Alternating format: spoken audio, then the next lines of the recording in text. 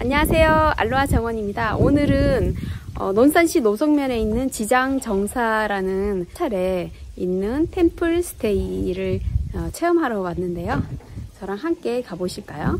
이거 옷을 입어야 되는 거예요? 네, 네, 입으세요. 이 그림은 뭐예요? 와. 마두바니 페인팅이라고요. 인도의 민화 같은 그림입니다. 한 달 전에 인도에서 많은 분들이 찾아주셨고 그분들이 선물로 주시고 하셨습니다. 인도 마두바니 페인팅의 그 특색이 붉은색을 많이 쓰거든요. 붉은색이 인도에서 사람들이 좀 화려하면서 이런 것들을 뜻하고, 근데 저 붉은색 기운은 특이하게 또 붉은색이면서 뭔가 영적인 영적인 게 진짜 강하다. 그래서 그죠? 와. 네. 그러니까 여기인데 이렇게 돼 있어요. 이 회색 옷은 장삼이라고 해서 양나라 무황제 때 중국의 황제, 무황제가 스님들은 훌륭하셔서 황제의 도포를 입어도 된다 해서 내려주신 게 요 장삼입니다. 이게 중국에서부터 유래돼서 한국은 해서 회색 장삼을 입게 되고요. 남방에서는 까사야, 이 가사만을 입게 되죠. 이거 이제 반가사라고 해서 활동하기 편리하게 이렇게 반으로만 이렇게 돼 있는 거고요. 그냥 읽으셔도 편안한 이야기들을 좀 많이 비치해놨어요. 오셔서 천천히 읽어보시고 마음에 와닿는 이야기 있으시면 또 적어가시고 하시라고. 자, 설명을 드리면 저 앞에 있는 수능 100일기도 위에 대웅전이라고 써있죠. 저 전각은 대웅전이고 우측에 영산전이 있고 요 위에 법당이 극락전이 있습니다. 저 대웅전은 사차의 법당의 이름 어떻게 지어지느냐, 대웅전에도 석가모니 부처님이 계셔요. 영산전에도 석가모니 부처님이 계셔요.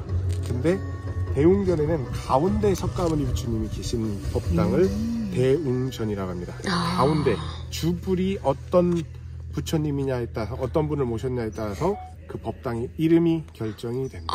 대웅전에는 가운데에는 석가모니 부처님이 싸운 딱 맞아요. 근데 영산전에는 저기도 석가모니 부처님이 계시지만 가운데 안 있고 좌측이 계셔요. 가운데는 비로자나 부처님이 계시고 이제 이름이 그렇게.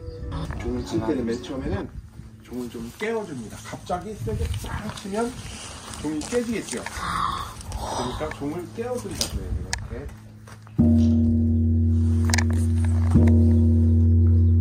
그 다음에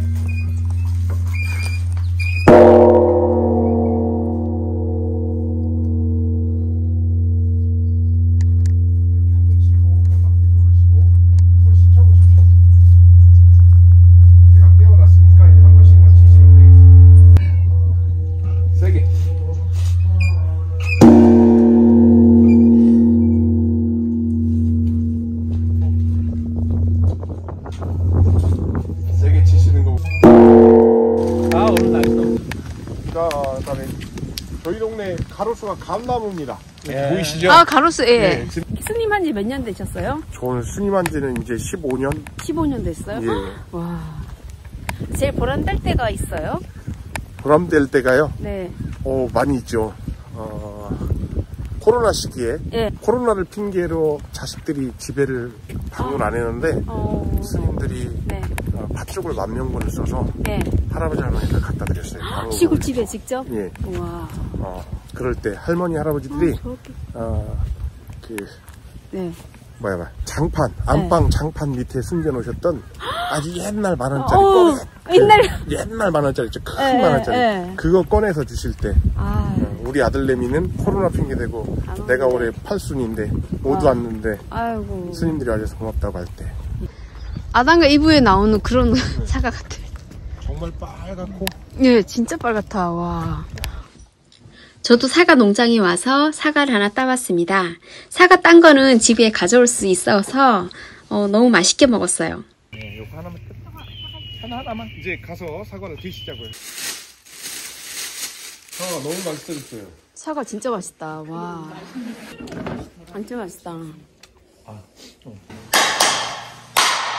바루 모양 시간입니다.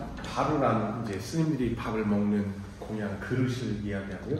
또 바루라는 것은 넘치지 않는 그릇이라는 뜻이에요. 이곳에 담긴 음식은 밖으로 나가지 않는다는 얘기죠. 그러니까 음식을 남기지 않고 다 소화해야 된다, 이렇게 아시면 되겠습니다.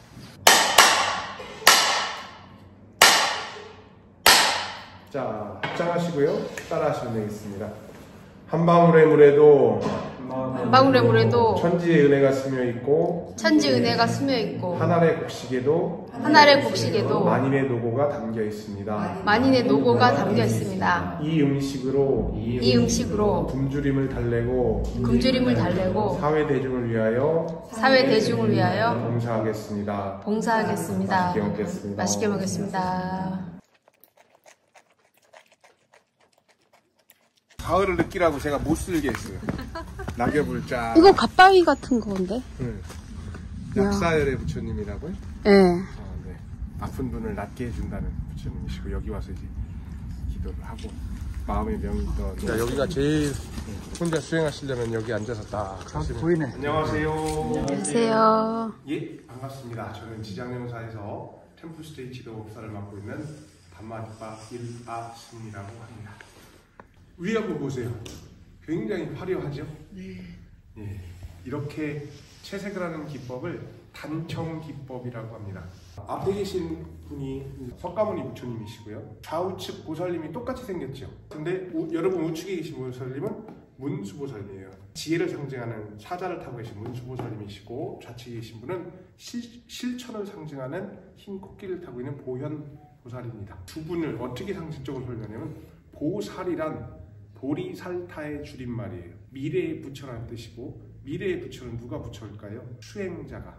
두 분을 중국에서는 보살 사상으로 해서 의인화해서 신앙화도 됐지만, 두 분은 수행법을 뜻합니다. 보현보살님은 수행을 통한 지혜 수행으로 해서 깨달음을 이룰 수 있다는 것과, 보현보살님은 실천을 통해서 깨달음에 이를 수 있다는, 수행과 실천이 함께 가야 모든 것이 깨달음에 이를 수 있다는 가르침입니다.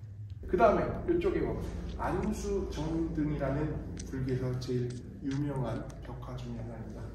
들판에 불이 났어요. 검은 코끼리가 미쳐 날뛰고 있습니다. 미쳐 날뛰는 검은 코끼리를 피해서 한 줄기 등나무넝쿨에 매달려 있고, 이 등나무넝쿨 위를 보니 흰지와 검은지가 갉아먹고 있어요. 다시 밑에를 보니 우물에 독사 3마리가 웅크리고 있고, 이런 절체절명의 시기에 고개를 들어서 위를 보니 벌집 있고, 벌집에서 꿀이 떨어져서 저분이 어떻게 하고 있어요? 꿀을 받아먹으려고 입을 해 벌리고 있나요? 인간사를 의미합니다. 들판에 난 불은 욕망입니다. 욕망이 불타고 있어요. 미쳐 날뛰는 검은 코끼리는 무엇을 의미할까요? 죽음입니다. 죽음은 나한테 언제 다가올지 모르는데 한 줄기 등나무넝쿨 생명줄을 붙들고 있고, 이 생명줄은 흰지 검은지, 낮과 밤이라는 시간이 갉아먹고 있습니다. 밑에를 보니 우물 있고, 우물에 독사 3마리가 있어요. 탐진치라고 합니다. 탐욕과 성냄과 어리석음이라고 해요. 요거에 물리면 헤어나올 수가 없다고 합니다. 이런 절체절명의 시기에 쾌락을 탐닉하고 있는 인간사를 의미합니다.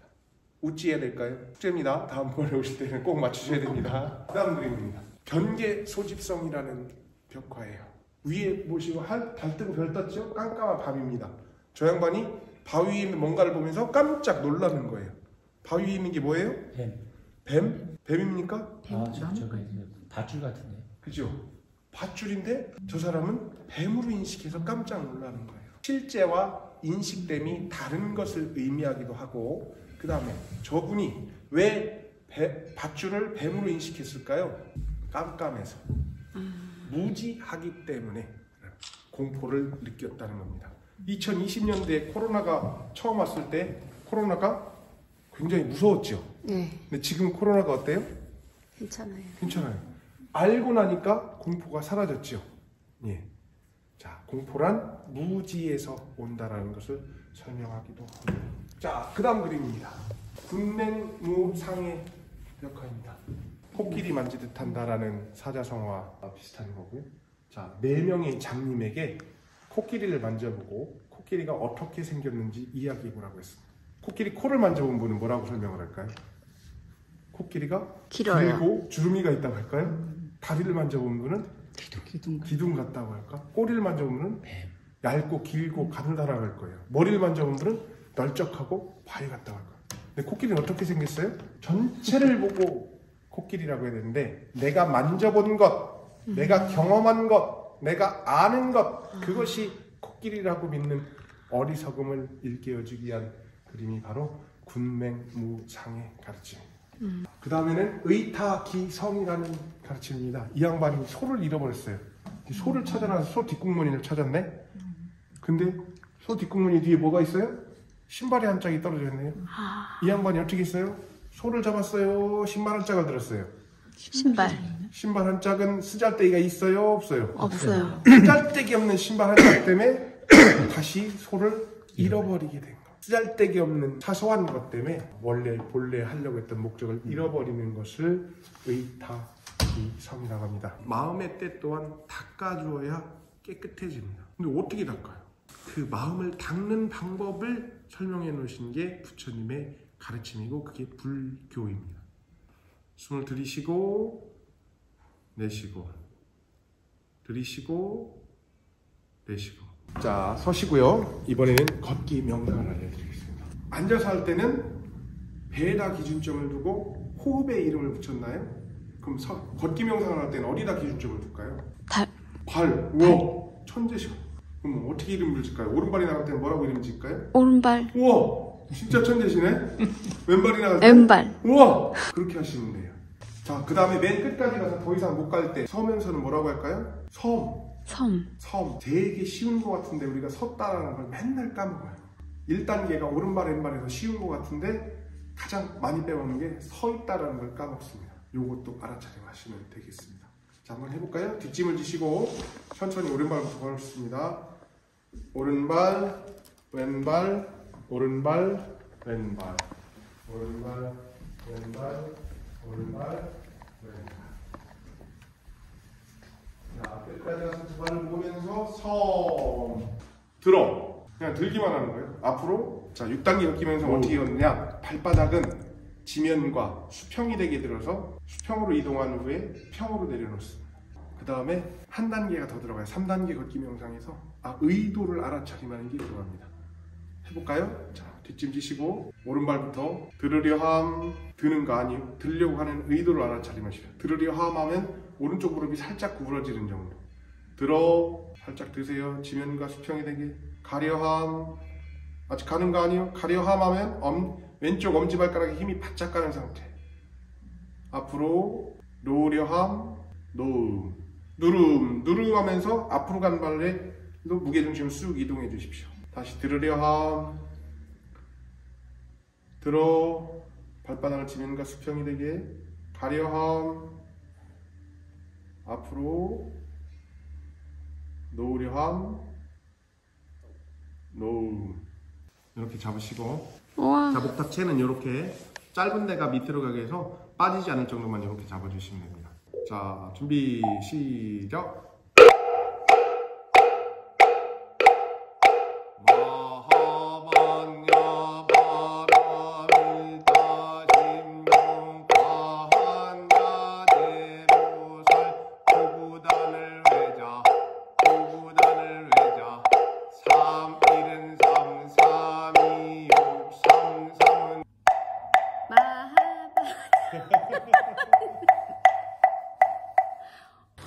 스님 감사합니다.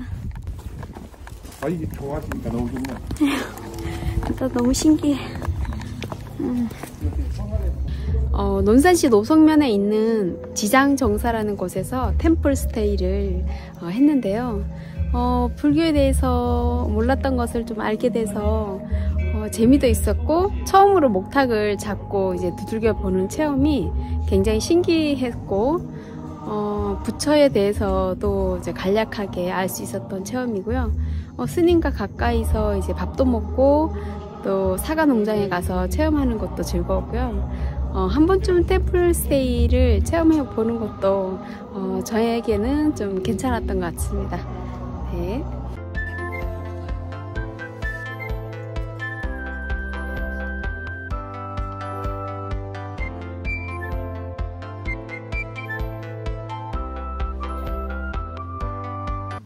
욕망이 다른 사람을 향하면 열이라고 해요. 다른 사람을 도우려고 하는 겁니다. 욕망은 절대 사라지지 않는다. 조절하는 것입니다. 주님도 얘기하시고 다 얘기하시면 욕망이 사라지면 언제 사라진다고요? 죽을 때.